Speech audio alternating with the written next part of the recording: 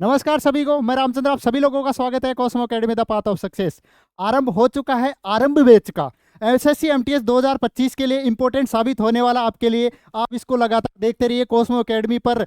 हम रोजाना इसकी क्लासें अपलोड होती रहेगी, जिसका आप फायदा आपको सीधे सीधे एसएससी एमटीएस 2025 के लिए मिलने वाला है। ठीक है, मैं आपको मैथ पढ़ाने वाला हूँ। मैंने पहले भी आपको एक वीडियो डाल के बता दिया है कि इसमें क्या क्या रहने वाला है, किस प्रकार से पैटर्न रहता है, कौन से क्वेश्चन आते हैं, कौन से चैप्टर इंपॉर्टेंट साबित रहने वाला है। आप अगर उस वीडियो को नहीं देखा होगा तो आप कॉस्मो अकेडमी यूट्यूब चैनल पे जाना, उस वीडियो को अच्छे से देखना, क्योंकि उसमें बता रखा है कि कौन कौन से जो एमटीएस के लिए एक इंपॉर्टेंट चैप्टर है, कितने क्वेश्चन आ रखे हैं एमटीएस 2024 में। 24 के डाटा को मैंने आपके सामने दिखाया है कि कौन कौन से चैप्टर से कितने क्वेश्चन आए हैं, इंपॉर्टेंट चैप्टर कौन सा है। ठीक है, शुरुआत हो चुकी है आरंभ बैच की। आज दिनांक 16/7/2025 से हमेशा रोजाना शाम को 6:15 में आपके सामने अपलोड हो जाएगी क्लास। जरूर देखना।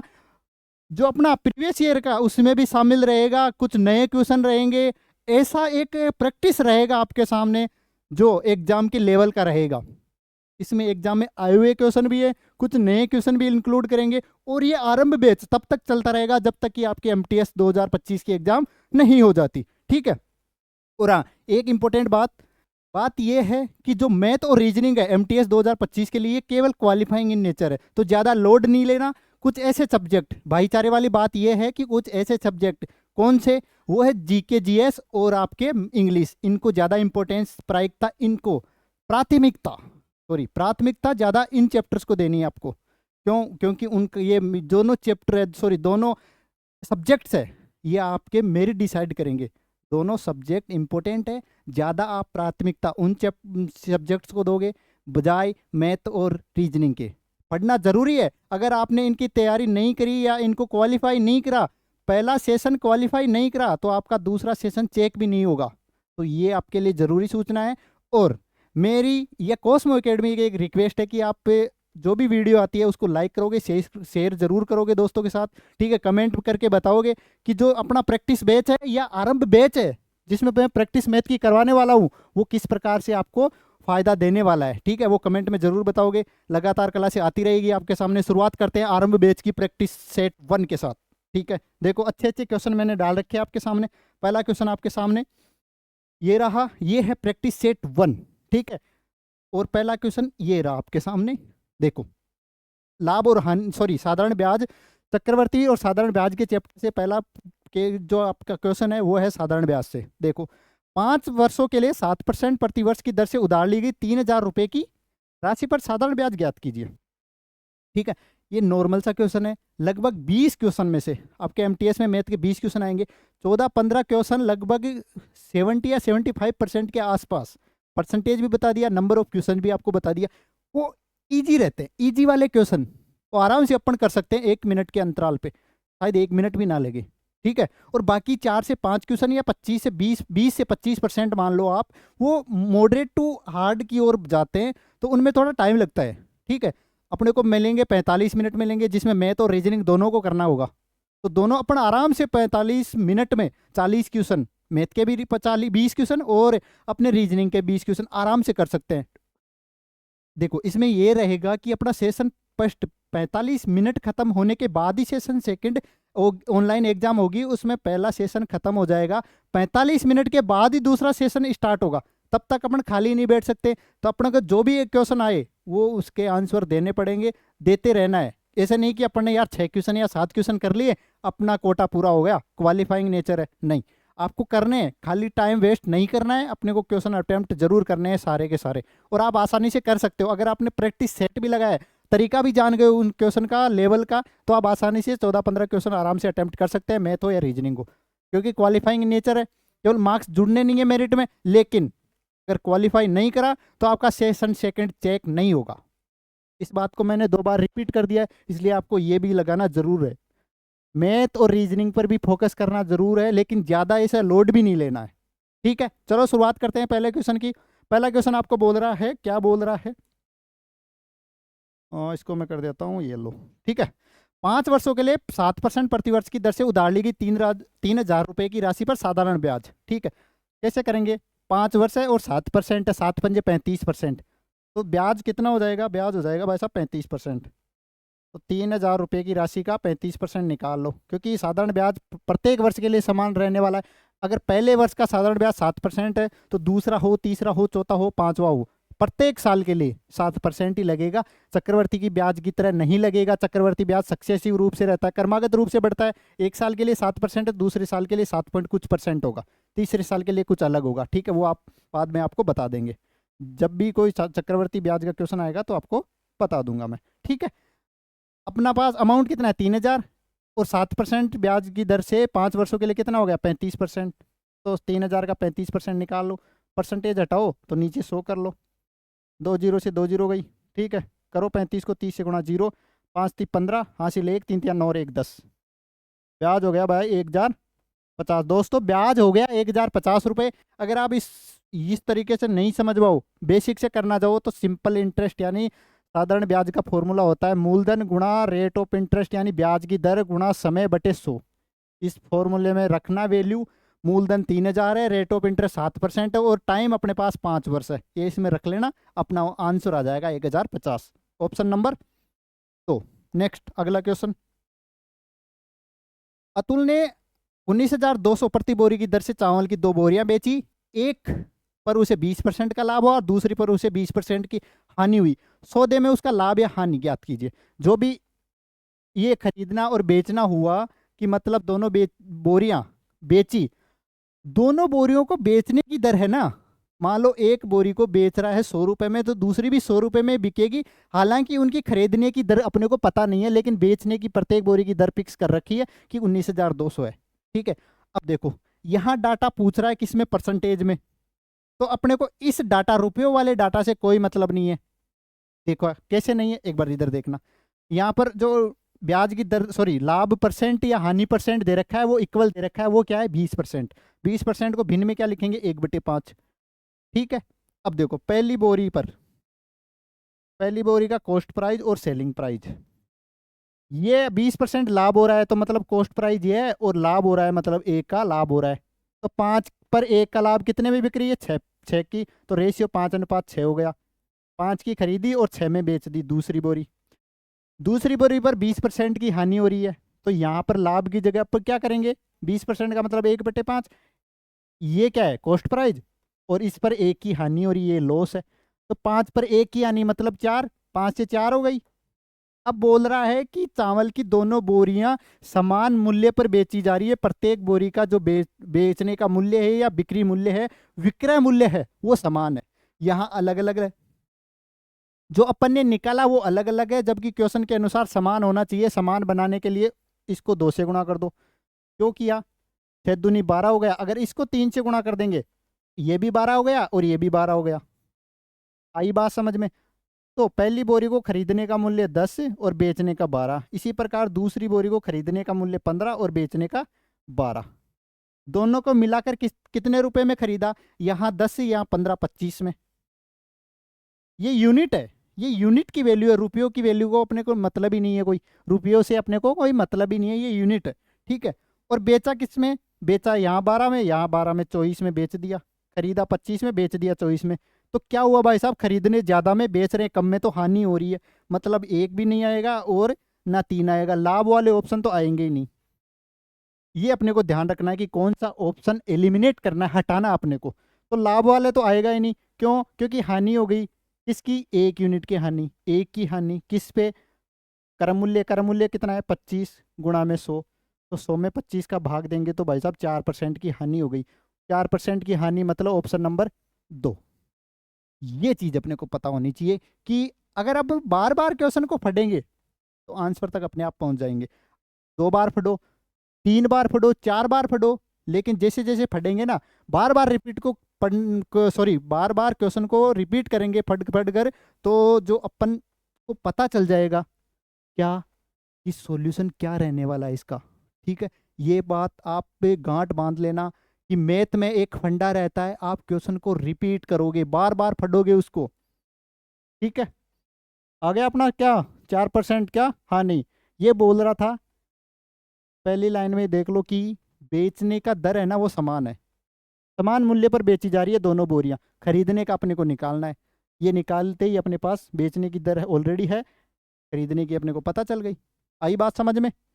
4% की हानि हो गई। बड़े आगे की और अगला क्वेश्चन उठाएं। नेक्स्ट अगला क्वेश्चन आपके सामने ये रहा।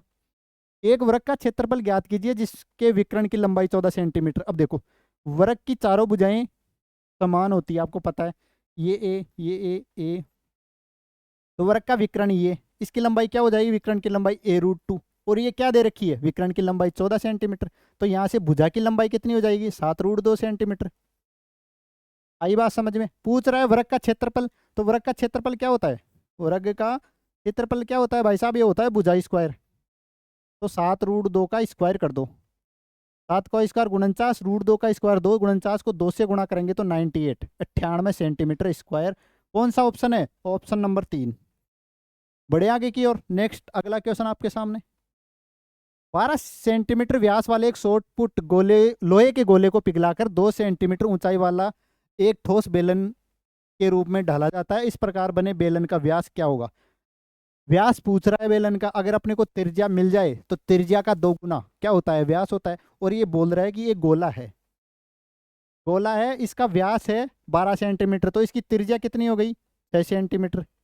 इसको पिघला कर, पिघला कर, पिघला कर क्या बोल रहे हैं? एक बेलन के रूप में ढाला जा रहा है। ये बेलन है, ठीक है, ये बेलन हो गया अपना। और बेलन है, उसकी हाइट, ऊंचाई कितनी है? 2 सेंटीमीटर। अपने को रेडियस पता करनी है। जब भी इस प्रकार का क्वेश्चन बोले कि किसी भी मेंसुरेशन में किसी भी 3D डायमेंशन को पिघलाकर कोई अन्य डायमेंशन बनाई जा रही है, ठीक है, कोई भी आकृति को पिघलाकर कोई दूसरी आकृति बनाई जा रही है, तो क्या करते हैं? इनका वॉल्यूम बराबर करते हैं, इनका आयतन बराबर कर देते हैं। तो दोनों को आयतन बराबर कर दो। गोले का आयतन क्या होता है? 4/3 पाई आर क्यूब। रेडियस क्या है? 6 का क्यूब कर दो बराबर। यहाँ क्या है? बेलन, बेलन का आयतन क्या होता है? Pi r square h. Pi r निकालनी है अपने को, और एच क्या है? 2 सेंटीमीटर। बस ये पाई से पाई गया, 3 से काटो, ये 72 बार गया, ठीक है। 2 का इधर भाग दे दो तो ये 2 बार। इधर क्या बचा? 72 गुणा 2 144। और इधर क्या बचा? आर स्क्वायर, मतलब त्रिज्या का स्क्वायर। तो यहाँ से रेडियस कितनी आ गई? 12, 12, 12 करना है, 12। रेडियस कितनी आ गई? यहाँ से 12,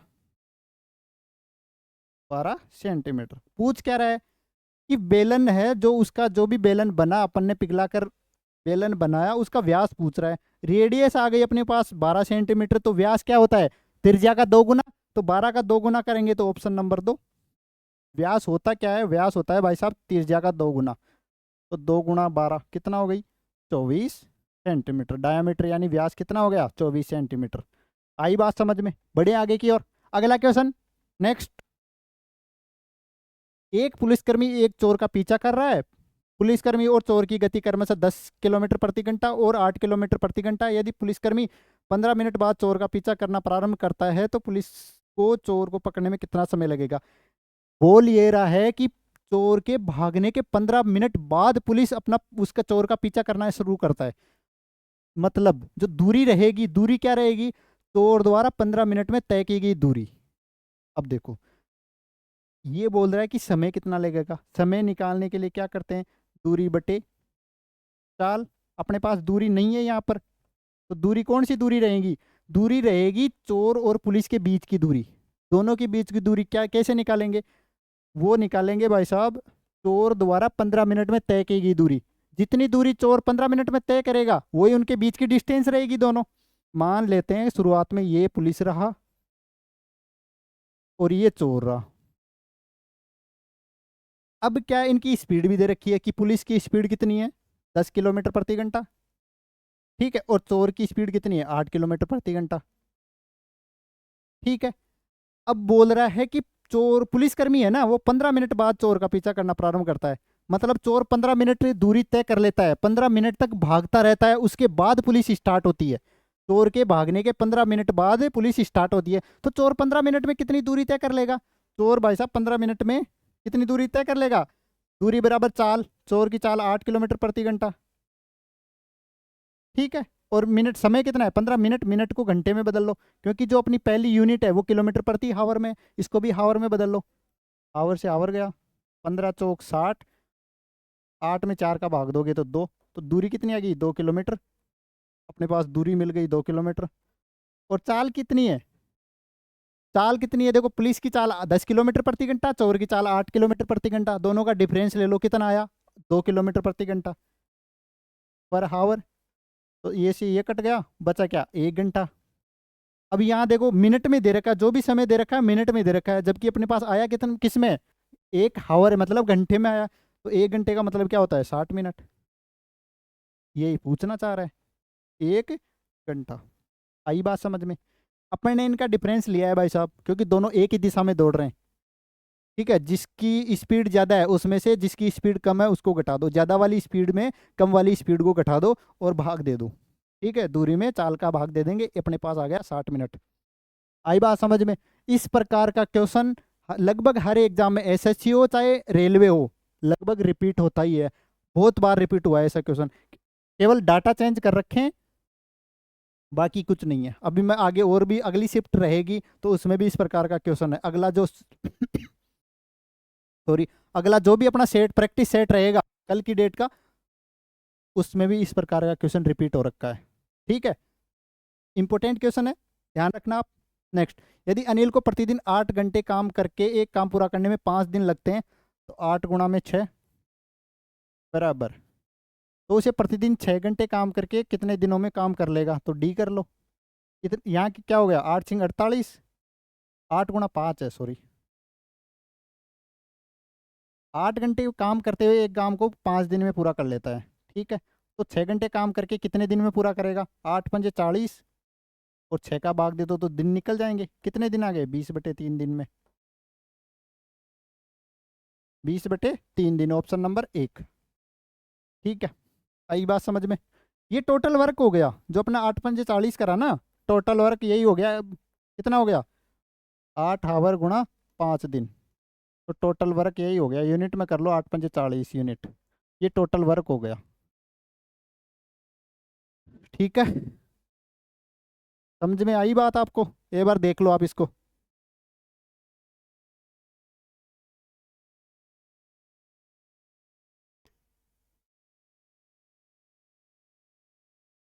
बढ़िया गया आगे की ओर। अगला क्वेश्चन करें, नेक्स्ट। अगला क्वेश्चन देखो, एक 115 छात्रों की एक कक्षा का औसत वजन इतना है। 115 छात्रों का औसत वजन कितना दे रखा है 52.4, तो टोटल वजन कितना हो गया, टोटल वेट हो गया इतना। 115 को 115 गुणा 52.4, ये टोटल वजन हो गया। ठीक है, अब आगे क्या बोल रहा है, यदि 63 लड़कों का औसत वजन 60 है तो कक्षा में लड़कियों का वजन ज्ञात कीजिए। लड़कियों का औसत वजन पूछ रहा है, तो लड़कियों का यहां कर लेंगे आप औसत वजन, यहां औसत वजन। लड़कों का, लड़के कितने हैं, बॉयज कितने हैं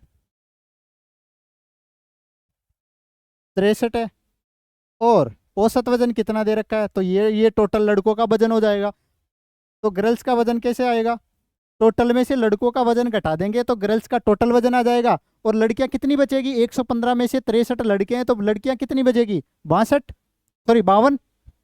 तो टोटल लड़कियों के वजन में अगर 52 का भाग दे देंगे तो लड़कियों का औसत वजन आ जाएगा। करो, 115 को इससे गुणा करेंगे तो 100 से गुणा करोगे इसको 5240, 10 से करेंगे 524, और 5 से करेंगे इसको 5 चौक 20, हासिल 2, 5 दूनी 10, 2 12, हासिल 1, 55 25, और 55 25 रे 26। कितना आया, ये आ गया भाई साहब 6, 12, हासिल 1, 9 और 1 10, और 6। ठीक है, ये अपन ने गुणा कर लिया, ये आ गया 6026, 6026 kg। तो 115 छात्रों का टोटल वजन आ गया अपने पास 6026 किलोग्राम। ठीक है, और लड़कों का औसत वजन कितना आ गया, 63 लड़कों का औसत वजन आ जाएगा 0 36 18 36 और 1 37 kg। ये टोटल वजन है, ये लड़कों का वजन है। तो लड़कियों का वजन कितना आएगा, इसमें से ये घटा दो 6, 12 में से 8 गया तो 4, यहाँ कितना बच गया 9, 9 में से 7 गया तो 2, और यहाँ कितना बच जाएगा 2, 2246, ये लड़कियों का वजन है। औसत वजन निकालना है, लड़कियों का औसत वजन पूछ रहा है। औसत वजन कैसे निकालेंगे? गर्ल्स का एवरेज वेट निकालना है अपने को। तो 2246 में अपन भाग दे देंगे किसका? लड़कियां कितनी है? 115 टोटल है, उसमें से लड़के हैं 63, इसमें से ये गया, कितना बचा? 52। इसमें 52 का भाग देंगे अपन। 5 और 20 लगभग 4 बार, ठीक है। 4 दूनी 8, और 5 और 20 208, 16, 166। 166 कितनी बार जाता है? 3 बार। अपने को ज्यादा कुछ नहीं करना है इसमें, इसका भाग देना है, वही मैं दे रहा हूं यहाँ पे। 166 है, 3 बार गया तो 156, 10 100 लगभग 2 बार, 43.2। एवरेज वजन हो जाएगा लड़कियों का 43.2, ऑप्शन नंबर 2। ठीक है। अब देखो, मैंने ये आपसे इस प्रकार से बताया कि बेसिक से करना बताया है। अब देखो, एलिगेशन लगाओगे ना तो एलिगेशन में ये डाटा फंस जाएगा अपने पास। कैसे? देखो, बॉयज है, बॉयज का वजन कितना है? एवरेज वजन बॉयज टोटल कितने हैं? 63 है, इनका एवरेज वजन 60 कीजिए। गर्ल्स कितनी बच गई? 52। एवरेज वजन निकालना है अपने को, एक्स मान लेते हैं। और एवरेज वजन टोटल स्टूडेंट 115 का कितना हो गया? 52.4।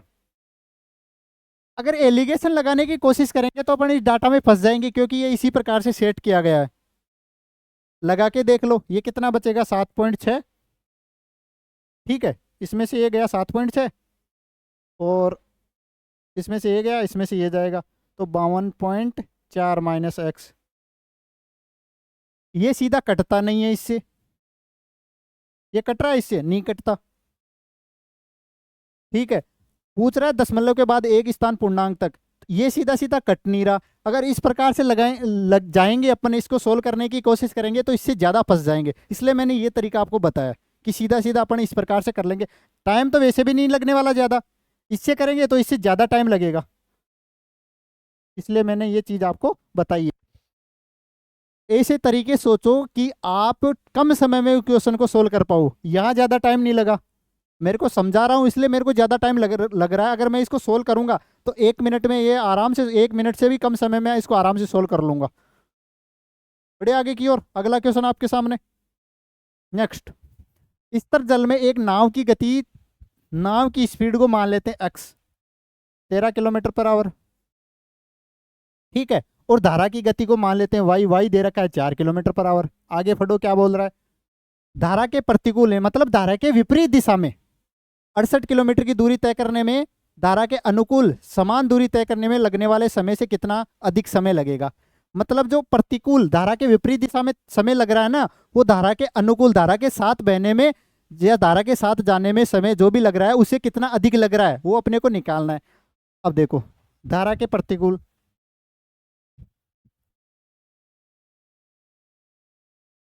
कितना समय लगेगा, कैसे निकालेंगे? समय निकालने के लिए क्या करेंगे? दूरी, दूरी कितनी है? 68।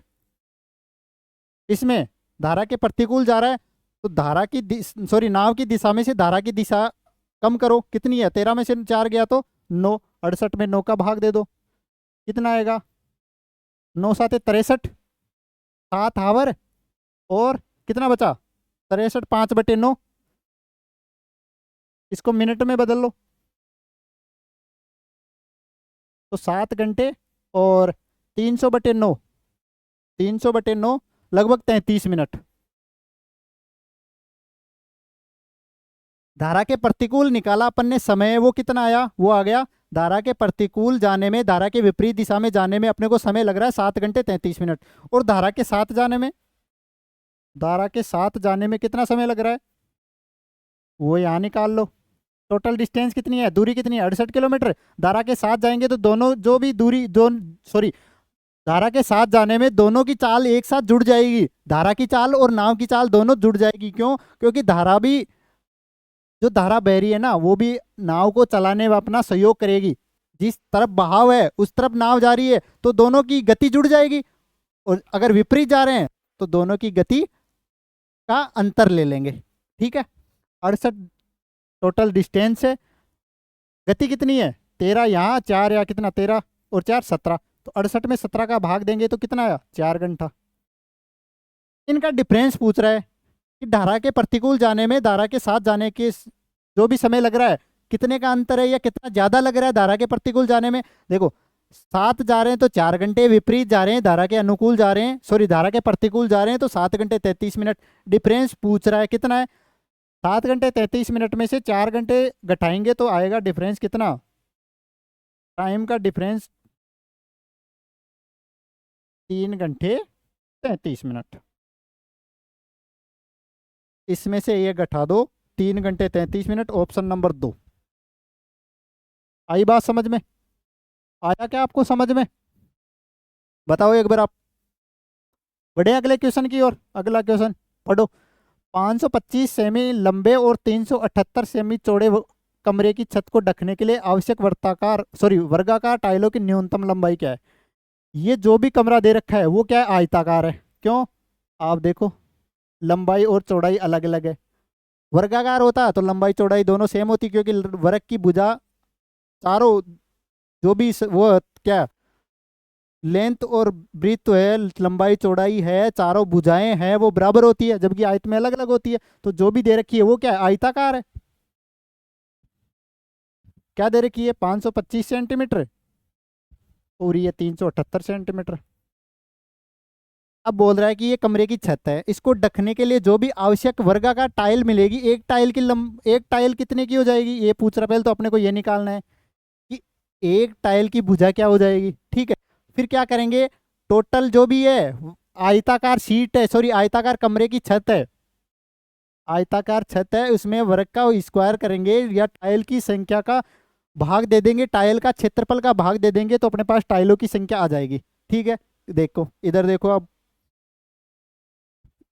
ये निकालने के लिए, टाइल की लंबाई निकालने के लिए अपने को एक टाइल का लंबाई निकालने के लिए क्या करेंगे, इनका एचसीएफ ले लेंगे। एचसीएफ 525 का और 378 का एचसीएफ ले लो। इसका एचसीएफ क्या आएगा, 3 से जा रहा है 5, 5 10 2 12, बिल्कुल 3 से जा रहा है, 8 7 15 और 3 18, 3 से कट रहा है तो 3 गुणा, ऐसा नहीं लेके डिफरेंस ले लेते हैं इनका। ले वो डिफरेंस करो इनका, 15 में से 8 गए तो 7, और इधर कितना हो गया 11, 11 में से 7 गए तो 4 और 1।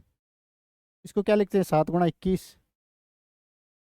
7 और 21 दोनों में से 7 का भाग दोनों जा रहा है, 21 का भी जा रहा है, तो अपने पास एलसीएम कितना आ गया भाई साहब, एलसीएम आ गया है दोनों का 21।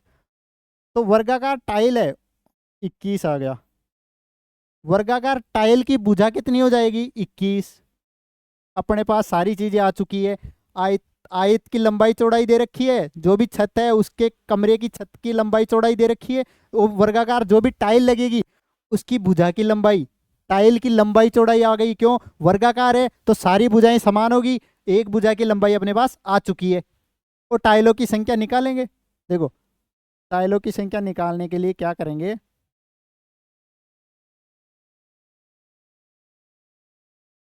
टोटल आयताकार जो भी छत है उसका एरिया क्या होगा, 525 गुणा 378। आयत का क्षेत्रफल क्या होता है, लंबाई गुणा चौड़ाई, वो अपन ने रख लिया, लंबाई गुणा चौड़ाई। और इसमें अगर एक टाइल का क्षेत्रफल का भाग दे देंगे तो टाइलों की संख्या आ जाएगी। एक टाइल का क्षेत्रफल कैसे निकालेंगे, वर्ग का स्क्वायर, वर्ग का स्क्वायर क्यों ले रहे हैं अपन, क्योंकि जो टाइल है वो वर्गाकार है। ये बोल रहा है यहाँ पर आवश्यक वर्गाकार टाइलों की संख्या। एक टाइल की भुजा कितनी है, 21 है, तो टाइल का क्षेत्रफल क्या हो जाए, 21 का स्क्वायर, तो 21 गुणा 21। ठीक है, करो काटा पीटी कर दो। 21 दूना 42, 21 पंजे 105। 21 से इसको काट दो, 21 से कम 21 कितना बच गया, 21, ये बच गया 6 और 168, तो ये 7 लगभग गया कितनी बार, 8 बार गया। 25 गुणा 18, 25 × 200, हासिल 20, 25 और 20 कितना 45। तो वर्गाकार टाइलों की संख्या आ गई अपने पास 450। टाइलों की संख्या निकालने के लिए क्या करा, जो भी टोटल एरिया था, आयत का एरिया था या छत, जो भी कमरे की छत है वो आयताकार है। ठीक है, टोटल कमरे की छत आयत के क्षेत्रफल के बराबर है। ठीक है, तो आयत के क्षेत्रफल में अपन एक टाइल कैसी है, वर्गाकार टाइल है, उस एक टाइल के एरिया यानी एक टाइल के क्षेत्रफल से भाग दे दिया अपन ने, तो टोटल टाइलों की संख्या आ गई। आई बात समझ में? ये बड़े आगे की ओर। नेक्स्ट अगला क्वेश्चन आपके सामने। ए ने 3 वर्षों के लिए 7% वार्षिक साधारण ब्याज दर पर इतना रुपया 89,500 उधार लिए। बी ने वही राशि, मतलब सेम जो अमाउंट ए ने लिया है वही राशि पहले 9%, पहले वर्ष के लिए 9%, दूसरे वर्ष के लिए 8%, तीसरे वर्ष के लिए 7% की साधारण ब्याज दर पर उधार ली। ए और बी द्वारा चुकाया गया कुल साधारण ब्याज, दोनों द्वारा चुकाया गया कुल साधारण ब्याज पूछ रहा है। अब देखो, ए ने 7% की दर से 3 वर्षों के लिए, तो ए कितना ब्याज देगा, 21% का। राशि सेम है, ठीक है। अब देखो वही बात, बी क्या कर रहा है, बी भाई साहब पहले वर्ष के लिए तो 9%, दूसरे वर्ष के लिए 8% और तीसरे वर्ष के लिए 7%। तो बी 3 वर्षों में कितनी राशि, कितना ब्याज देगा, 9 और 8 17, 17 और 7 24%। ए एक राशि पर, इस राशि पर 89,500 पर 21% का ब्याज दे रहा है और बी इसी राशि पर 24% का ब्याज दे रहा है। तो अपन क्या कर लेते हैं, दोनों मिलाकर ब्याज पूछ रहा है कि ए और बी द्वारा चुकाया गया कुल साधारण ब्याज निकालो। तो दोनों मिलाकर कितना ब्याज चुका रहे हैं, दोनों मिलाकर चुका रहे हैं 21% और 24%, कितना 45%। तो अपन सीधा ही 89,500 का 45% ले लेते हैं, 89,500 का 45% निकालो। 2 जीरो से 2 जीरो गई, सही बात है। 45 को 5 से गुणा करेंगे तो 225, 5 हासिल 22। 45 को 9 से गुणा करेंगे तो 405, 405 और 22 कितना होता है, 405 और 22 कितना 427, इसका 7 आ गया और हासिल 42। फिर 45 को 8 से गुणा करेंगे तो कितना हो गया 360, 360 और 42 तो 2, फिर 4 10, 3 और 1 4, टोटल ब्याज हो गया 40,275, 40,275, ऑप्शन नंबर 4। देखो, साधारण ब्याज प्रत्येक साल के लिए समान लगता है, ये आपको भी पता है मेरे को भी पता है। ए 3 वर्षों में 21% का ब्याज चुकाएगा, बी 3 वर्षों में 24% का, दोनों मिलाकर पूछ रहा है तो दोनों मिलाकर 45% का ब्याज चुकाएंगे। राशि पर मैंने 45% का ब्याज निकाल लिया, बस 40,275। आई बात समझ में? सिंपल सा क्वेश्चन था। नेक्स्ट, 2 ट्रेनें समांतर पटरियों पर 45 किलोमीटर प्रति घंटा और 51 किलोमीटर प्रति घंटा की गति से एक दूसरे की ओर दौड़ रही है। मतलब एक ट्रेन इधर जा रही है किस स्पीड से, 45 kmph, और दूसरी ट्रेन इधर आ रही है किस स्पीड से, 51 किलोमीटर प्रति घंटा। ठीक है, अब उन्हें एक दूसरे को पार करने में 21 सेकंड का समय लगता है, एक दूसरे को पार करने में 21 सेकंड का समय लगता है। यदि एक ट्रेन की लंबाई दे रखी है L1 290 और L2 मतलब दूसरी ट्रेन की लंबाई पूछ रहा है, ये पूछ रहा है, कैसे निकालेंगे। देखो, लंबाई बराबर या दूरी बराबर चाल इंटू समय कर लो। दूरी दोनों के डिस्टेंस यानी एक ट्रेन की लंबाई और दूसरी ट्रेन की लंबाई कितनी है, पहली ट्रेन की 290 है, दूसरे की अपने को निकालनी है, x मान लेते हैं, बराबर दूरी बराबर चाल, दोनों एक दूसरे की तरफ आ रही है, दोनों यहां मिलने के बाद एक दूसरे को कितनी देर में पार कर लेगी, वो समय दे रखा है कितना, 21 सेकंड। अब देखो यहां मान लो दोनों ट्रेन मिल चुकी, ठीक है, अब दोनों एक दूसरे को पार कर रही है, मतलब इस ट्रेन की लंबाई और इस ट्रेन की लंबाई दोनों एक दूसरे की लंबाई पार करने में कितना 21 सेकंड का समय ले रही है। ठीक है, तो चाल क्या होगी, चाल दोनों का योग होगी, कितना 45 और 51 कितना हो गया, ये हो गया भाई साहब 96, 96 किलोमीटर पर आवर। ठीक है, अब देखो यहां चाल किलोमीटर प्रति घंटे में, जबकि जो दूरी दे रखी है वो मीटर में दे रखी है, तो अपन इसको भी मीटर में बदलेंगे, इसको भी मीटर में क्या करेंगे 5/18 करेंगे। आई बात समझ में? और समय किस में दे रखा है, सेकंड में, तो समय को गुणा कर दो, दूरी बराबर चाल इंटू समय, ये चाल हो गई ये समय हो गया, कर लो काटो, ये 3 से कट रहा है 7 बार, ये 3 से कट रहा है 6 बार, 6 का भाग दे दो 96 में, कितना 16, कितना हो गया 16 पंजे 80 गुणा 7, कितना आया 560। अब देखो यहाँ अपने पास है 290 प्लस एक्स बराबर 560। यहाँ से x की वैल्यू निकाल लो, इसमें से ये घटा दो तो 0, 7 और 5 में से सॉरी 4 में से 2 गया तो 270। तो दूसरी ट्रेन की लंबाई आ गई अपने पास 270 क्या थी सेंटीमीटर, सॉरी मीटर करो इसको, सेंटीमीटर नहीं मीटर, 270 मीटर। पहली ट्रेन की लंबाई दे रखी है, दूसरी की अपन ने निकाल ली। आई बात समझ में? दोनों एक दूसरे को पार करने में 21 सेकंड का समय लगाते हैं। एक ट्रेन की लंबाई दे रखी है, दूसरे की अपन को निकालनी है, वो अपन ने निकाल ली। आई बात समझ में? बढ़े आगे की ओर। नेक्स्ट क्वेश्चन, एक विक्रेता है, वो 120 रुपए प्रति केजी और 125 रुपए प्रति केजी की दो चायों की कीमत, चाय है अलग अलग चाय है, एक तो है 120 रुपए प्रति किलो और दूसरे 150 रुपए प्रति किलो को एक अनुपात में मिलाकर 122 रुपए प्रति केजी की एक नई किस्म की चाय तैयार करता है। मतलब दो अलग अलग चाय है, उनको मिलाकर एक तीसरी अलग प्रकार की चाय की किस्म तैयार करता है।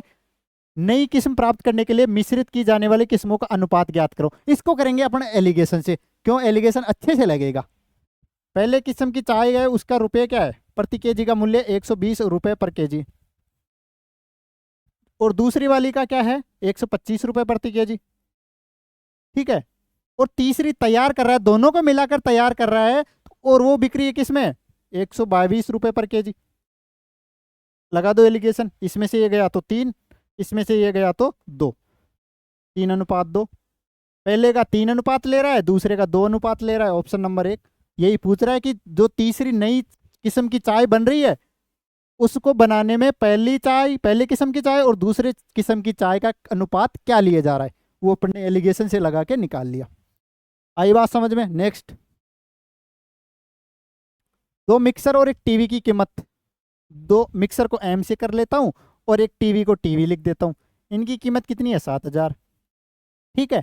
जबकि दो टीवी और एक मिक्सर, दो टीवी कर लेते हैं और एक मिक्सर कर लेते हैं, इसकी कीमत 9800, ठीक है। पूछ क्या रहा है, एक टीवी की कीमत पूछ रहा है, टीवी की कीमत पूछ रहा है, कैसे निकालेंगे। अब देखो अपने को मिक्सर की वैल्यू से कोई मतलब नहीं है, मिक्सर के कीमत से कोई मतलब नहीं है। एक काम कर लेते हैं, इसको 2 से गुणा कर लेते हैं, इसको 2 से गुणा करके इसमें से घटाएंगे तो मिक्सर कट जाएगा, टीवी बच जाएगा। करो 2 से गुणा, दोनों तरफ 2 से गुणा कर दो, इंटू 2, ठीक है। तो ये क्या हो गया 4 टीवी प्लस 2 मिक्सर बराबर 0 0 8 दूनी 16 और 9 दूनी 18 और 1 19। ये पहली इक्वेशन थी अपनी, ये दूसरी इक्वेशन हो गई, ठीक है।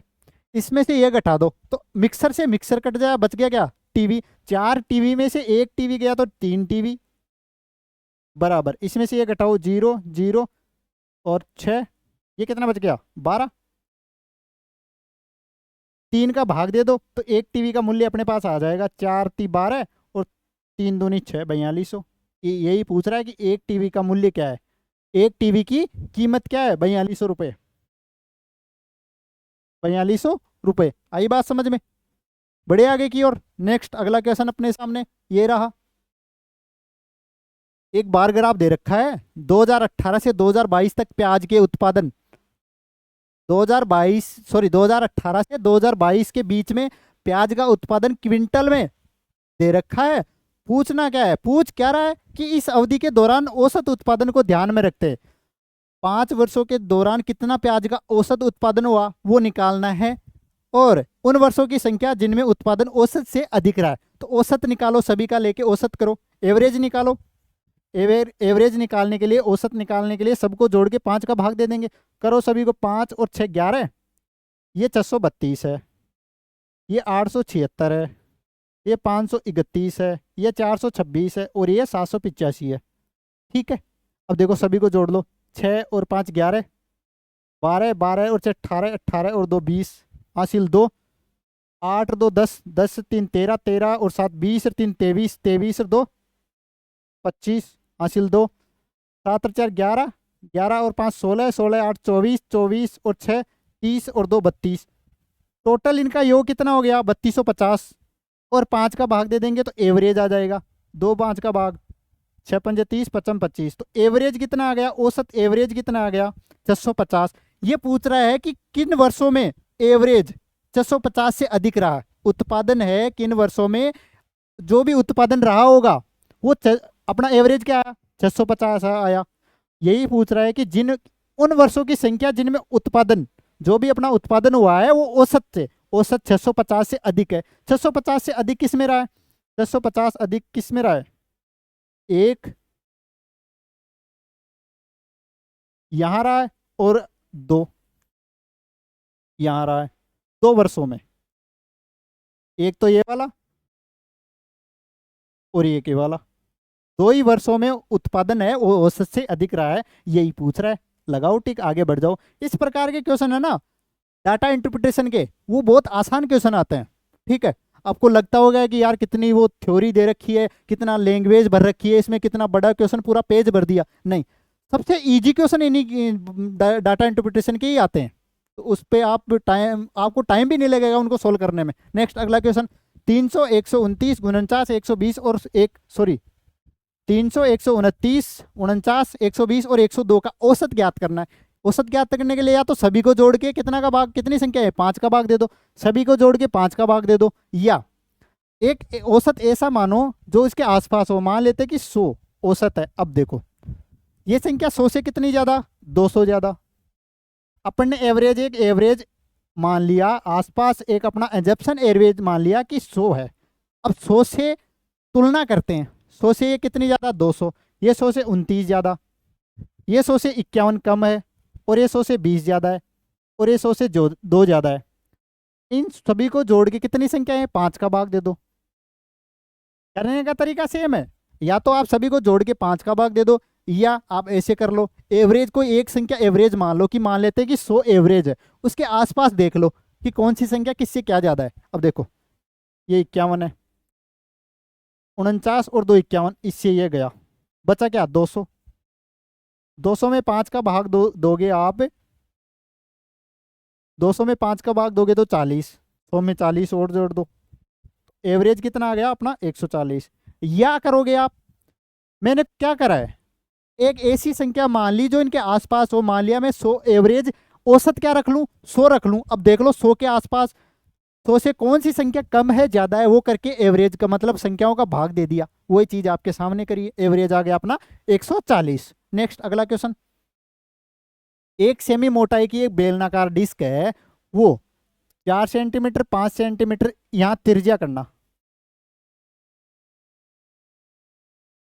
तथा 6 सेंटीमीटर और 4 सेंटीमीटर लंबाई के दो ठोस बेलनों को पिघलाकर बनाया जाता है। मतलब 2 ठोस बेलन है, एक बेलन ये हो गया और एक बेलन ये हो गया। इन दोनों को पिघलाकर क्या कर रहे हैं, इन दोनों को पिघलाकर एक बेलनाकार डिस्क बना रहे हैं। एक बेलनाकार डिस्क बना रहे हैं जिसकी वो मोटाई है, मतलब जो ये मोटाई डिस्क की मोटाई वो कितनी है, वो 1 सेंटीमीटर है। ये दे रखी है 1 सेंटीमीटर। पूछ क्या रहा है कि नए बेलन की त्रिज्या, इसकी रेडियस अपने को, इसकी रेडियस अपने को पूछ रहा है। ठीक है, इन दोनों की रेडियस दे रखा है, इसकी रेडियस 4 सेंटीमीटर है, इसकी रेडियस अपने को 5 सेंटीमीटर दे रखी है, इसकी हाइट दे रखी है कितनी 6 सेंटीमीटर, और इसकी हाइट कितनी दे रखी है, इसकी हाइट कितनी दे रखी है, वो दे रखी है 4 सेंटीमीटर। क्या करेंगे, अभी मैंने कुछ देर पहले जो भी क्वेश्चन पिछली बार आया था कि पिघला कर बनाया जाता है। ठीक है, क्या करेंगे, इन दोनों का वॉल्यूम लेके, दोनों का वॉल्यूम जोड़ के इसके वॉल्यूम के बराबर कर देंगे।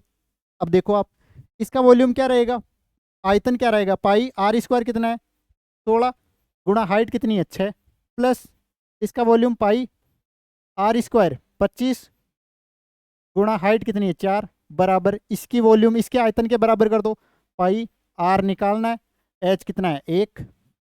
ठीक है, आई बात समझ में। अब देखो 16 छिकी 96 पाई, प्लस 25 चौक 100 पाई, बराबर पाई आर स्क्वायर। ठीक है, पाई से पाई कट गया, बचा क्या 100 प्लस 96 कितना होता है? 196। और इधर कितना है? रेडियस त्रिज्या का स्क्वायर बराबर 196, तो रेडियस कितनी हो गई? 14 सेंटीमीटर। और यही पूछ रहा है कि जो भी नया डिस्क बन रही है, बेलनाकार नई डिस्क बन रही है, उसकी त्रिज्या बता दो हमारे को। तो त्रिज्या अपन ने निकाल ली, कितनी आई? 14 सेंटीमीटर। कौन सा ऑप्शन है? Option number 3। दो ठोस बेलनाकार है, उनको पिघलाकर एक नया बेलनाकार डिस्क बना रहे हैं, उसकी रेडियस अपने को निकालनी है, जबकि इनकी सारी की रेडियस भी दे रखी है दोनों की, और हाइट भी दे रखी है। करना क्या है? दोनों जो भी बेलन है उनका वॉल्यूम जोड़ के तीसरी डिस्क बना रहे हैं, उसके वॉल्यूम के बराबर, आयतन के बराबर कर देंगे, तो अपना आंसर यानी रेडियस आ जाएगी नए बेलन की। इन दोनों का वॉल्यूम जोड़ के तीसरे के बराबर कर दिया, अपने पास यहाँ से त्रिज्या आ गई कितनी? 14 सेंटीमीटर। और यही पूछ रहा था कि रेडियस क्या है। आई बात समझ में? ठीक है। एसएससी एमटीएस 2025 का पैटर्न यही है कि जो मैथ और रीजनिंग है वो क्वालिफाइंग है, और जीके जीएस तथा इंग्लिश ये आपकी मेरिट डिसाइड करेगी। ज़्यादा माथापौड़ी नहीं करनी है, माथापच्ची नहीं करनी है मैथ और रीजनिंग में। केवल प्रैक्टिस सेट लगा लो, पीवाईक्यू कर लो, अपने को केवल क्वालिफाई करना है। ठीक है, बेसिक से पढ़ने की जरूरत नहीं है, समय कम है। आप ज़्यादा समय किसको दोगे? वो दोगे इंग्लिश को, जीके जीएस को। वो अच्छे से पढ़ो। अगर आप प्रैक्टिस भी कर लिए, मेरे साथ केवल 1 घंटा भी बिता लिए, तो आप क्वालिफाई कर जाओगे। ठीक है, ये आप बात ध्यान रखना। ये ऐसा नहीं कि आप यार कॉपी पेन लेके परसेंटेज से स्टार्ट कर दिया, बेसिक से। परसेंटेज किसे कहते हैं? ठीक है, वो नहीं करना है, ऐसी चीजें नहीं करनी। अगर आप एमटीएस का ही सोच कर बैठे हो कि मैं एमटीएस में इस बार लगना ही चाहता हूं, तो केवल आपको क्वालिफाई करना है। लगभग 20 में से 6 या 7 क्वेश्चन के आंसर देने हैं। आई बात समझ में? नेक्स्ट अगला क्वेश्चन। एक परिवार का वर्ष के पहले 3 महीनों में औसत मासिक व्यय, पहले 3 महीनों में, पहला, दूसरा और 3 महीनों में औसत मासिक व्यय कितना है? 8,600। तो 3 महीनों का व्यय कितना हो जाएगा? 3 से गुणा कर दो। 0 0 36 18 और 8 या 24 1 25। ये 3 महीनों का व्यय हो गया। अब बोल रहा है अगले 4 महीनों के लिए, 4 5 6 और 7। ये कितना दे रखा है? 9,750। इसको 4 से गुणा कर दो, तो 4 महीनों का व्यय आ जाएगा। 0 5 चौक 20, हासिल 2 7 चौक 28 और 2 30, हासिल 3 9 चौक 36 और 3 39। ठीक है, ये 4 महीनों का व्यय आ गया। और अंतिम 5 महीनों का 8 9 10 11 और 12, ये कितना दे रखा है? 9,920। इसको 5 से गुणा कर दो, तो 0 5 दूनी 10, हासिल 1 9 पंजे 45 और 1 46, हासिल 4 9 पंजे 45 और 4 49। ये अपने पास टोटल 12 महीनों का व्यय आ गया। 3 महीनों का ये हो गया, 4 महीनों का ये, 5 महीनों का ये। यहाँ तक बात आई होगी आपके समझ में। अब देखो आगे, देखो कुल बचत दे रखी है 12 महीनों की, कितनी? 65,300। पूछ क्या रहा है? औसत मासिक व्यय पूछ रहा है, सॉरी औसत मासिक आय पूछ रहा है। आय निकालने के लिए क्या करते हैं? आय निकालने के लिए भाई साहब अपन एक काम करते हैं, बचत प्लस व्यय। बचत में खर्चा जोड़ दो, आय निकल जाएगी। ये अपने पास टोटल खर्चा हो गया, कितना हुआ? 0 0 8 से 14, हासिल 1 9 9 18 और 5 23 1 24, हासिल 2 4 3 7 7 और 2 9 और 2 11। ये अपने पास क्या आ गया? क्या आ गया अपने पास? ये टोटल खर्चा आ गया। बचत कितनी है? ये खर्च है। और बचत है अपने पास कितनी? 65,300। आय कितनी आ जाएगी? 12 महीनों की आय कितनी आ जाएगी? 12 मंथ्स की आय आ जाएगी अपने पास। दोनों को जोड़ दो, 0 0 7 5 4 9 और 11 8 17। ये टोटल आय आ गई अपने पास। अब अपने को निकालना क्या है? एवरेज पूछ रहा है, औसत मासिक आय। मतलब एवरेज पूछ रहा है टोटल 12 महीनों की आय में। अगर 12 का भाग दे देंगे, 12 का भाग क्यों? क्यों टोटल महीने कितने होते हैं एक साल में? 12। तो इसमें 17,97,000। अगर इसमें अपन 12 का भाग दे दे, तो अपने पास एक महीने की औसत मासिक आय आ जाएगी। वो कैसे? देखो भाग दो, 12 एकम 12, कितना बच गया? 59। 12 तिया 45, सॉरी 12 तिया 45 कब से होता है? 15 तिया 45 होता है, 12 चौक 48 रहेगा। ये मैं कंफ्यूज कर रहा था आपको कि आपको वास्तव में आप भी ऐसा सोच पाते हो क्या? ठीक है, 12 एकम 12, 12 चौक 48, कितना बच गया? 11, 117, 12 नाम 108, कितना बचा? 90, 12 सात 84, कितना बच गया? 6, 0 60, 12 पंजे 60, 14,975 एक महीने की औसत मासिक आय कितना? 14,975, ऑप्शन नंबर 2। टोटल खर्चा निकाल लिया अपन ने सभी 12 महीनों का, उसमें बचत 12 महीनों की जोड़ दी, कितनी है? तो 65,300। तो टोटल आय कितनी आई? 1,79,700। ठीक है, इसमें 12 पूछ क्या रहा है, जो पूछ रहा है वो निकालेंगे ना। पूछ क्या रहा है? औसत मासिक आय। इसमें टोटल आय में 12 महीनों का भाग दे दिया तो एक महीने की मासिक आय कितनी आ गई? औसत कितनी आ गई? 14,975 रुपया। आई बात समझ में? समझे? समझे क्या? नहीं समझे? समझ जाओगे अगर आप वीडियो को बार बार देखोगे तो। देखो अगला क्वेश्चन, एक कॉलेज में लड़कों की संख्या का 20%, तो बॉयज की संख्या का 20%। क्या बोल रहा है? लड़कियों की संख्या के 3/4 के बराबर है। बराबर है किसके? लड़कियों की संख्या के 3/4 के बराबर। बस अपन ने तो कुछ नहीं करते, अपन तो जैसा क्वेश्चन बोलता है वैसा ही कर लेते हैं। 20% को 1/5, गर्ल्स की संख्या का 3/4, गर्ल्स की संख्या को नीचे ले आओ, बॉयज बटे गर्ल्स, 5 को उधर ले जाओ, 5 थी 15/4। पूछ क्या रहा है? लड़के और लड़कियों की संख्या का अनुपात पूछ रहा है, 15:4। अच्छा सा क्वेश्चन, इजी सा आया हुआ क्वेश्चन है एमटीएस 2024 में। यहाँ लिख भी सकते हो, SSC एमटीएस 2024। अब शिफ्ट तो यार पहली या दूसरी होगी, 30 सितंबर या 1 अक्टूबर के आसपास आया होगा, दोनों में से किसी एक डेट में आया हुआ होगा, लेकिन आया हुआ है ये क्वेश्चन। ठीक है, ऐसे मत सोचना इजी इजी क्वेश्चन करवा रहे मार साहब, नहीं, आया हुआ क्वेश्चन है। इजी आएंगे भाई साहब, आएंगे जरूर, आप क्वालिफाई करो इसीलिए तो इजी आएंगे।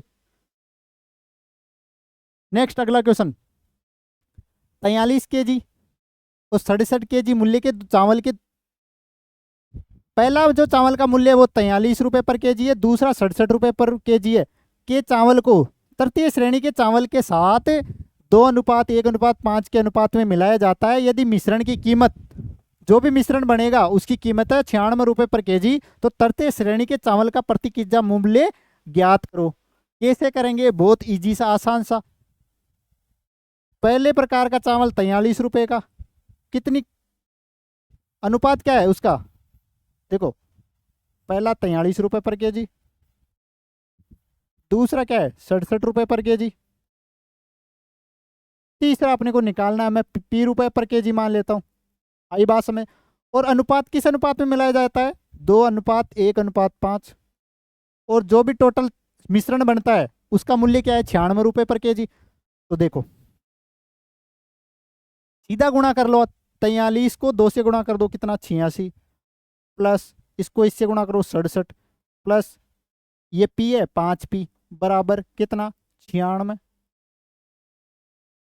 गुणा टोटल क्वांटिटी कितनी होगी? मान लेते हैं ये जो अनुपात है वो केजी में मान लेते हैं, 2 केजी, 1 केजी, 5 केजी। ठीक है, क्यों?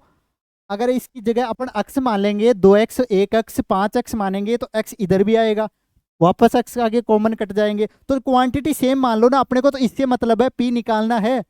यही पूछ रहा है कि जो तृतीय श्रेणी का चावल था उसका मूल्य क्या है पर केजी में, यही निकालना है। तो इस क्वांटिटी को आप केजी के हिसाब से मान लो, तो 43 रुपए पर केजी 2 किलो, 67 रुपए पर केजी 1 किलो, और p रुपए पर केजी 5 किलो है। तो टोटल ये हो गया अपने पास। ठीक है, टोटल मूल्य ये हो गया। और बेच किस में रहे? 96 रुपए पर केजी में। टोटल कितना है? 5 और 2 7 और 1 8। ठीक है, अब यहाँ से कितना हुआ? 7 और 4 13, 8 और 4 14 और 1 15, प्लस 5p, बराबर 8 सिंह 48, हासिल 4, और 9 72 और 4 76। इधर आया 153 प्लस 5p, इधर आया 768। ठीक है, संख्या को एक तरफ ले जाओ तो 5p बराबर कितना हो जाएगा? 768 में से आप घटा दो कितना? 153, बचेगा क्या? 5, 1 और कितना बच गया? 6। 5v की वैल्यू ये है, p की वैल्यू निकालेंगे, इसमें 5 का भाग दे दो, तो 12 पंजे 60 और 5 थी 15, 123 रुपये पर केजी, यही निकालना है अपने को। तो तीसरे प्रकार का चावल है, उसका मूल्य कितना आ जाएगा, 123 रुपये पर केजी।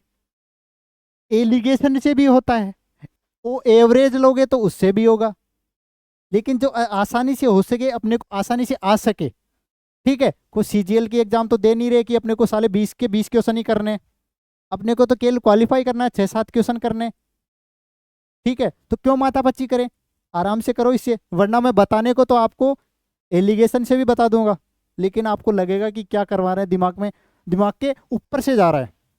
ऐसा नहीं करना है। जो निकालना है वो, इस क्वांटिटी को भी मैंने सिंपल लिया है, रेशियो को हटा के सीधा 2 केजी 1 केजी 5 केजी ले लिया।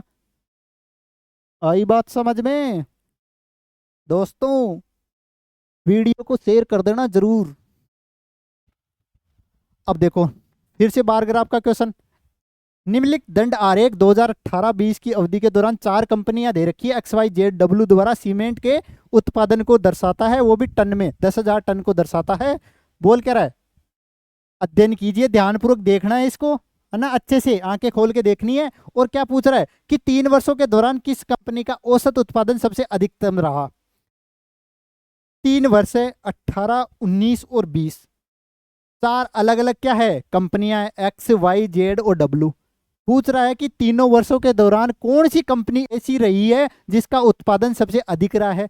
तो देख लो, एक्स, एक्स कहाँ है, एक्स ये वाला 5.2 और 8, 8.1, 8, 8, 16, 16 और 5, 21, 21.3। औसत निकालने के लिए 3 का भाग दे दो तो कितना आएगा, 7.1। इसी प्रकार से वाई का निकाल लेंगे। वाई कहाँ है, ये वाला रेड वाला, 6 और 6 12, 12 और 7 19, और पॉइंटों में कितना है, 5.5 और 0.6 कितना, 1.1, और क्या बचा 1.7 है, तो 20.7। इसमें भाग देना है किसका, 3 का।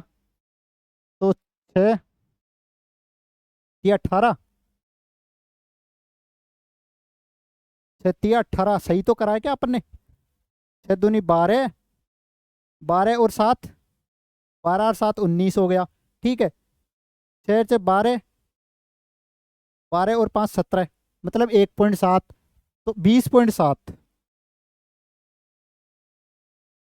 20.7। इसमें भाग देना एवरेज निकालने के लिए 3 का, तो 36 18 और 9 27, 6.9।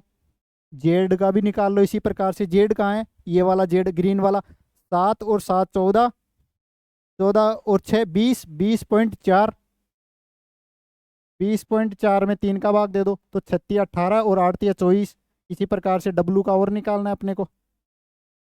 डब्लू कहाँ है, सबसे ऊपर वाला, 6 और 6 12, 12 और 7 19, और ये कितना है 9 और 8 17, 19 17, 20.7। 20.7 में अपन भाग देंगे किसका, 3 का, कितना आ गया 6.9। अब देखो आप, एवरेज किसका ज्यादा आ रहा है, एवरेज आ रहा है केवल एक कंपनी 7.1। पूछ भी रहा है कि किस कंपनी का 3 वर्षों के दौरान किस कंपनी का औसत उत्पादन सबसे अधिकतम रहा है।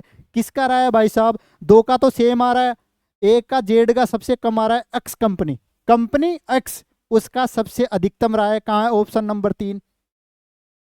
आई बात समझ में, आया क्या, देख लो, रिपीट कर लो, वीडियो को पॉज करके समझ लो। अगर नहीं समझ में आता है तो वापस क्वेश्चन के यहाँ तक वीडियो में प्रारंभ में जाओ, फिर से देखो, बार बार देखो, समझ में जरूर आएगा। बढ़े आगे की और अगला क्वेश्चन आपके सामने। ये तो सेट 2 आ गया, ये थे 20 क्वेश्चन आपके सामने इंपोर्टेंट, ठीक है। प्रैक्टिस सेट 1 आरंभ बैच एसएससी एमटीएस 2025 के लिए, ठीक है। तो आप वीडियो को लगातार देखते रहिए, अपने दोस्तों के साथ शेयर करते रहिए।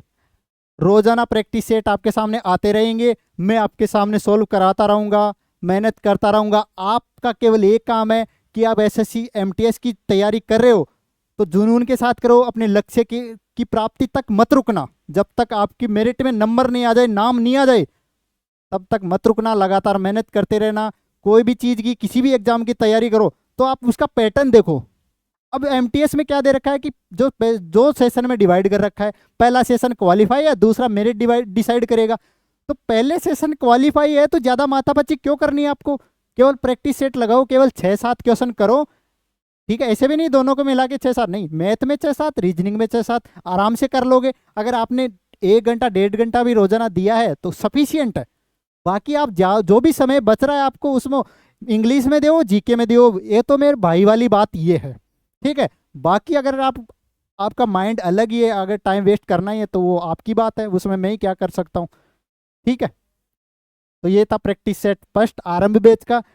सेकंड सेट रहेगा प्रैक्टिस का, वो कल आएगा आपके लिए, ठीक है। रोजाना आएगा, जरूर आएगा, हम आपके लिए जरूर मेहनत करेंगे, लगातार करेंगे और ज़्यादा करेंगे इससे भी, ठीक है। कुछ ऐसे चैप्टर भी आपके सामने बेसिक से भी लाएंगे जो इम्पोर्टेंट है एग्जाम के लिए। ज़्यादा समय आपका वेस्ट नहीं करेंगे अब, ठीक है। तो मस्त रहिए, खुश रहिए और बने रहिए हमारे साथ, कॉस्मो एकेडमी के साथ जरूर बने रहना। सब्सक्राइब करना, दोस्तों के साथ शेयर करना, कमेंट करना। धन्यवाद सभी को।